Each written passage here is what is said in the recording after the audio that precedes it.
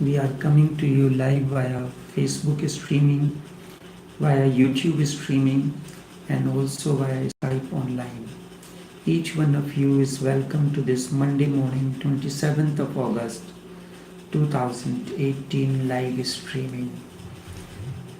Misery can only theorize truth. Misery can only theorize truth. Miserable person cannot find truth. He can only theorize about truth. Bliss is light. Light is God. God is a beautiful word, but it has become ugly because of wrong associations. Everyone carries the seed of awakening deep within, but in the company that one cherishes, both within and without, things go astray. The word has fallen into the wrong company. Priests have exploited the word God so much so that I have to appreciate very much the statement of Friedrich Nietzsche, the declaration that God is dead and man is free. Friedrich is saying that God of the priest is dead because he only knew about the God of the priests. He did not have any idea of the God of Buddhas. The God of Buddhas has nothing to do with superhuman person.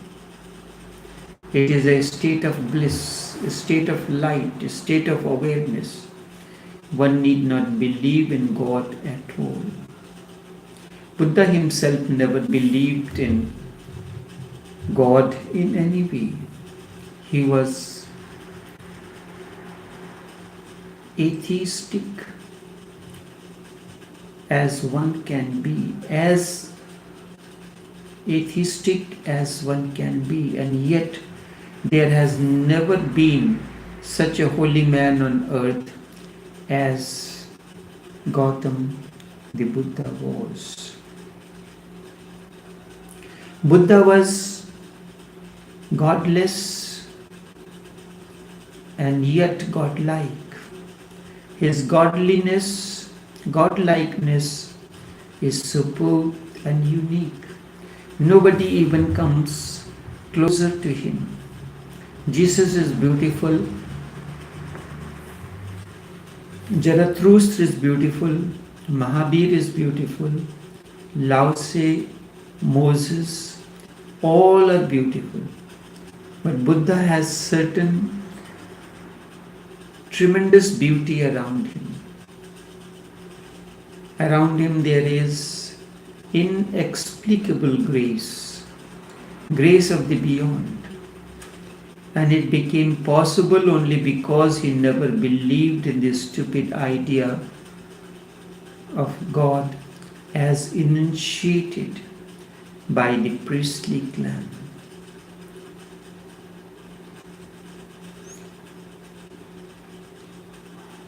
And it became possible only because he never believed in this stupid idea of God.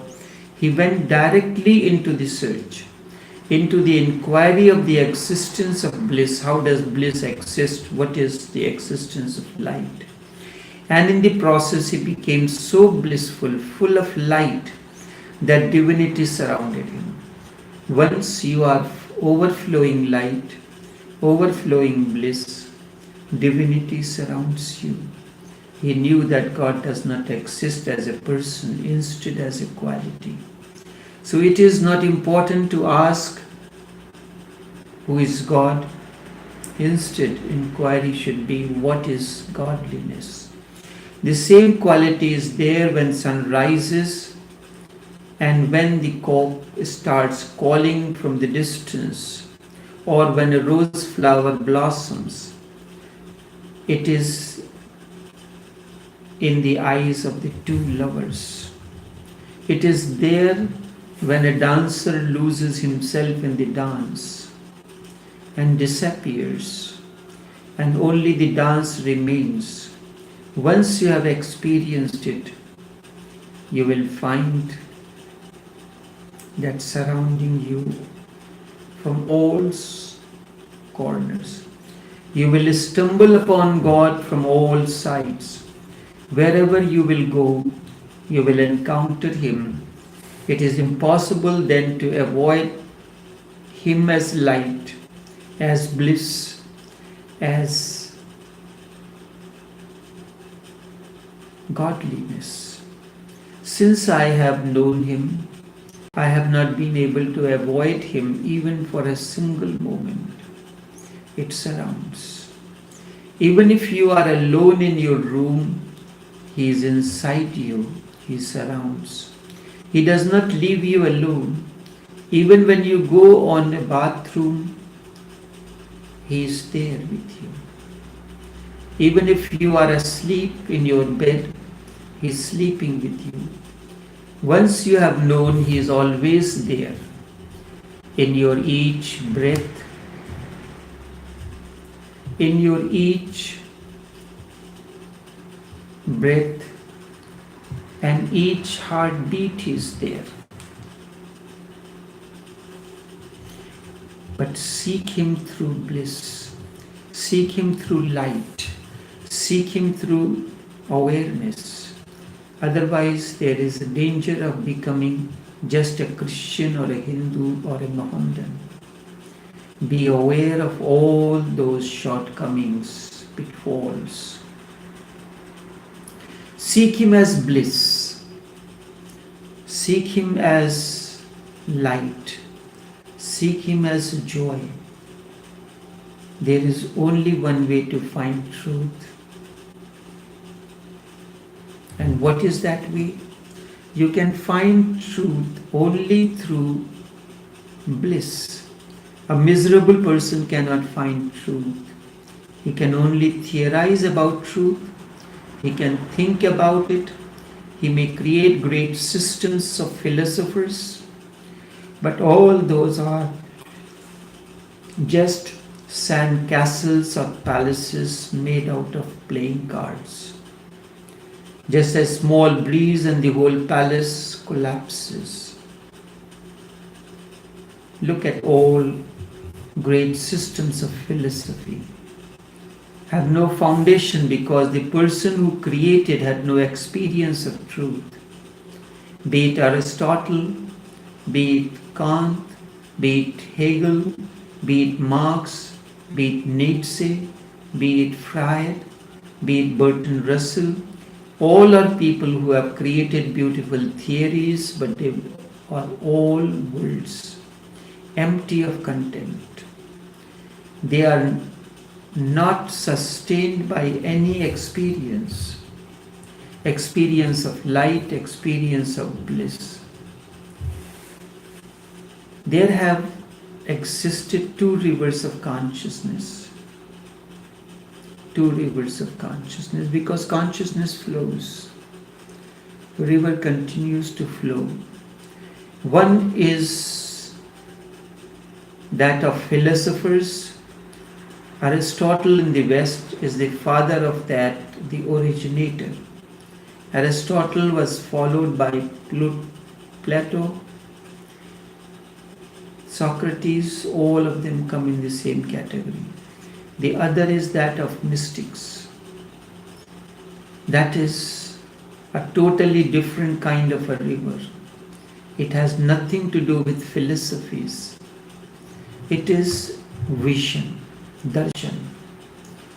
It is rooted in existential experience, and it has almost always happened that whenever there was a great mystic, his followers became divided between these two currents. The real ones are those who have understood the Master and really loved the Master, became the mystics. And those who have understood only the words of the Master have become very knowledgeable. They became the philosophers. You can take the words of the Master, gather at knowledge, and you will remain deprived of truth. Socrates was a mystic. Plato was his disciple, but he lost track, and in the process he became a philosopher. Aristotle was Plato's disciple, but Buddha died 36. When Buddha died, 36 systems of philosophy were born among his followers. 36. Remember, Socrates was not a philosopher, he was mystic. He was the wisest man. Plato was his disciple, but he lost track, and in the process he became a philosopher. Aristotle was Plato's disciple. Socrates, Plato, Aristotle. When Buddha died, 36 systems of philosophies emerged. 36 were born among his followers. Among all kinds of possibilities, almost all kinds of possibilities are exhausted by those 36 systems.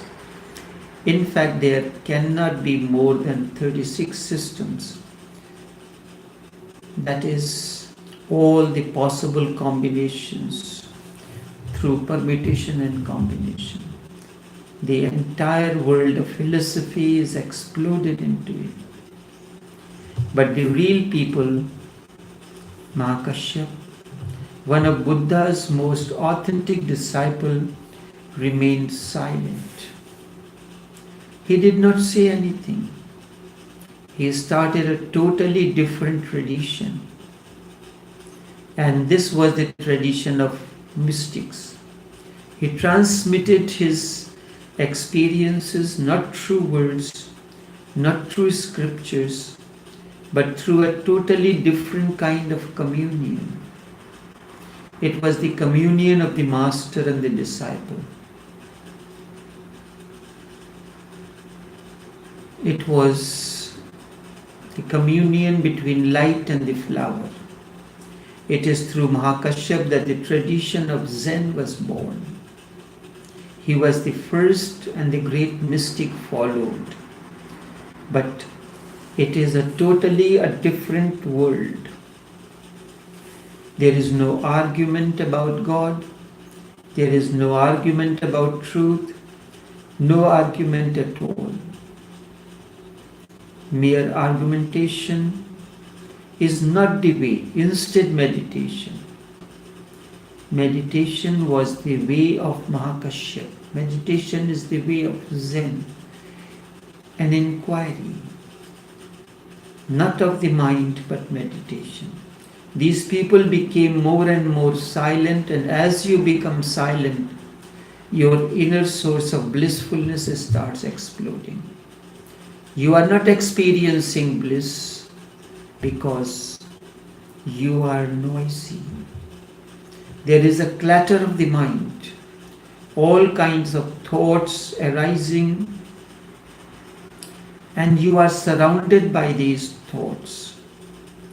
Blissfulness, joy happens when the noise disappears.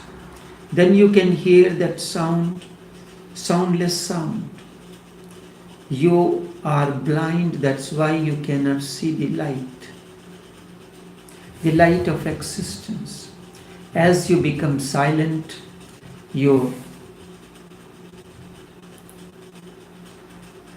inner source of blissfulness starts exploding. It is the words and theories and the philosophies that function like rocks and never allow you to the blossoming. And the philosophies which function like rocks and never allow your spring of bliss to flow. My way is that of mystics, not that of a philosopher. Bliss is my way, not the theories about bliss. And I want you to taste it, not just to think about it, because it is pointless to go on thinking about food. I prepare the food, give you to taste. You taste the food, and when you have tasted the food, something happens within you. A satiation comes. Out of that satiation overflows bliss. And I want you to taste it, not just think about it. It is pointless to go on thinking about food. Thoughts of food will not nourish you. It is stupid to go on thinking about water. When river is flowing, you can drink and you can quench your thirst. And you can swim in the river. You can become the river and reach.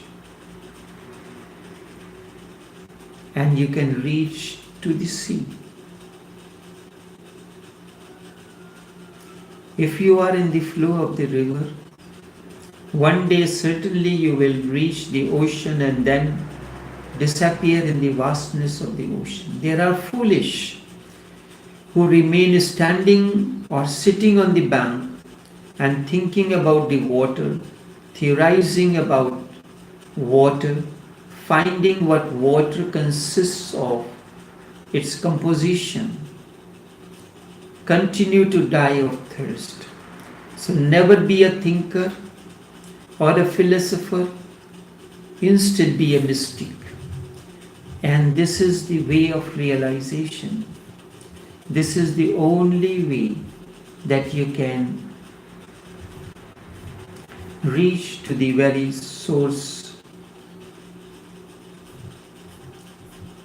Various books of Taoshobuddha are available in the Facebook group Taoshobuddha International.